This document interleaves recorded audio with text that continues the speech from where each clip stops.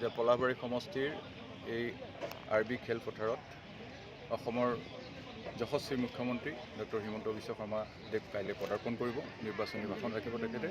পলাশবাৰী প্ৰতিটো বুথৰ মানুহ উৎফুল্লিত হৈ আছে তেখেতক লগ কৰিবৰ কাৰণে। আমিও প্ৰস্তুতি সম্পূৰ্ণ কৰিছোঁ। কাইলৈ সকলোকে আহ্বান জনাইছোঁ আপোনালোকৰ জৰিয়তে যে মুখ্যমন্ত্ৰী মহোদয় এই নিৰ্বাচনী সভাত সকলোৱে অংশগ্ৰহণ কৰিব। আৰু মুখ্যমন্ত্ৰী মহোদয় বহু হাজাৰ মানুহৰ সমাগম হ'ব, গতিকে মুখ্যমন্ত্ৰী মহোদয় অহাৰ আগে আগে আমি সাংস্কৃতিক অনুষ্ঠানো ৰাখিছোঁ।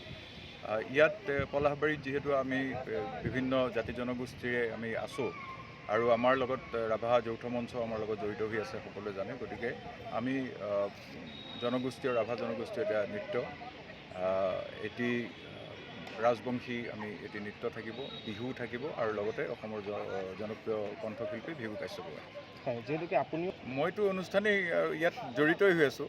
গতিকে কথা হ'ল কি, কাইলৈ যিহেতু মই দায়িত্বত আছোঁ প্ৰভাৰী হিচাপে, গতিকে গান গোৱাৰ প্ৰশ্ন আহিব নোৱাৰে। সেইকাৰণে ভিঘুক মাতিছোঁ, ভিঘু আহিব গান গাব। কালি প্ৰায় কিমান সময়ত আহি পাব মুখ্যমন্ত্ৰী? আমি আশা কৰিছোঁ 2:30 বজাৰ ভিতৰত বা 3টা বজাৰ ভিতৰত মুখ্যমন্ত্ৰী আহিব। আকাশ মাৰ্গেৰে পদাৰ্পণ কৰিব নিশ্চয়। আকাশ মাৰ্গ